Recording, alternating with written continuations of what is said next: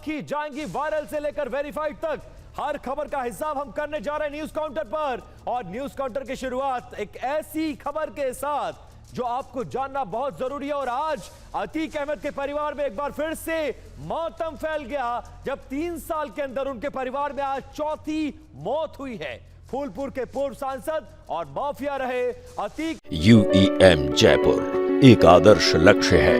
भावी छात्रों के लिए अच्छी नौकरी, भविष्य के लिए तैयार कौशल के साथ अच्छी शिक्षा। अहमद के छोटे बेटे अबान अहमद की आज सुबह सड़क हादसे में मौत हो गई।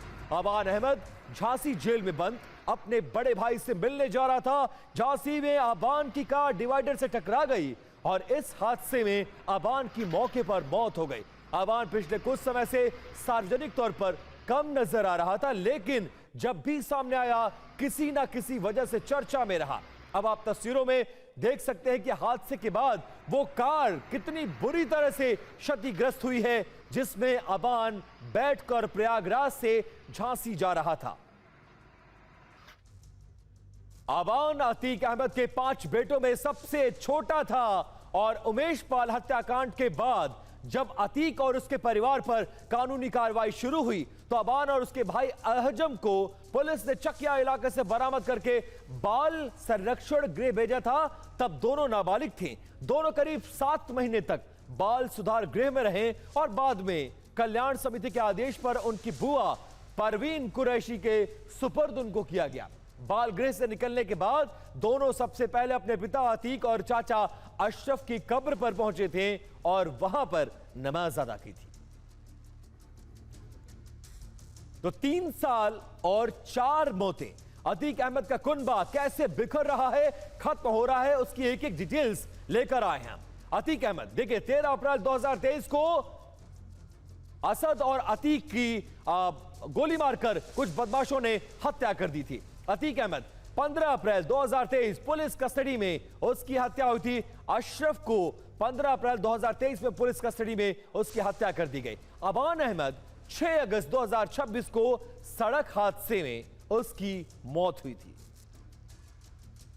झांसी में अतीक अहमद के छोटे बेटे अबान का सड़क हादसे में मौत हो गई है और इस एम्बुलेंस में देखिए घायलों को लाया जा रहा है।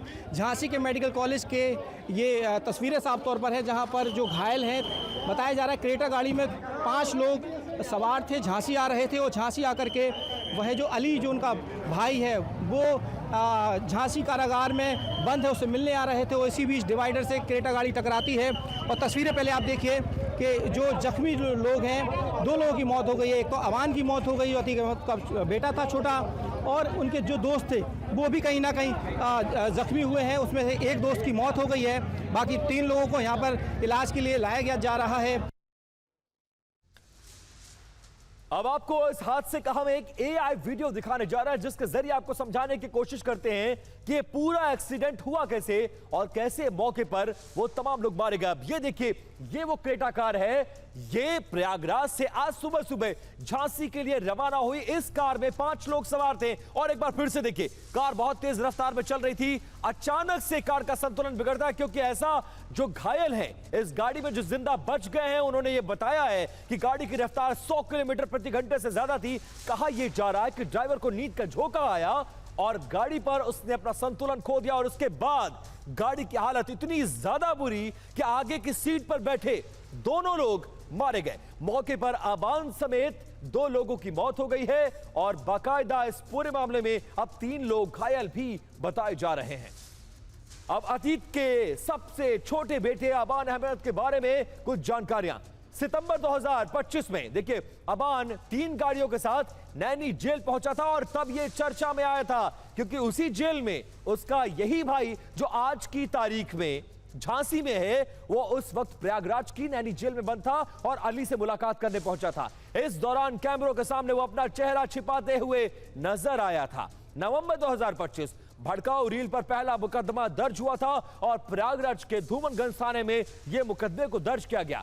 रील से आरोप यह लगा कि रील से दहशत फैलाने की कोशिश की गई थी। उसके बाद अप्रैल 2023 को उमेश हत्याकांड के बाद बाल गृह में ये दोनों भाई जो नाबालिग थे उस समय उनको वहां पर रखा गया था।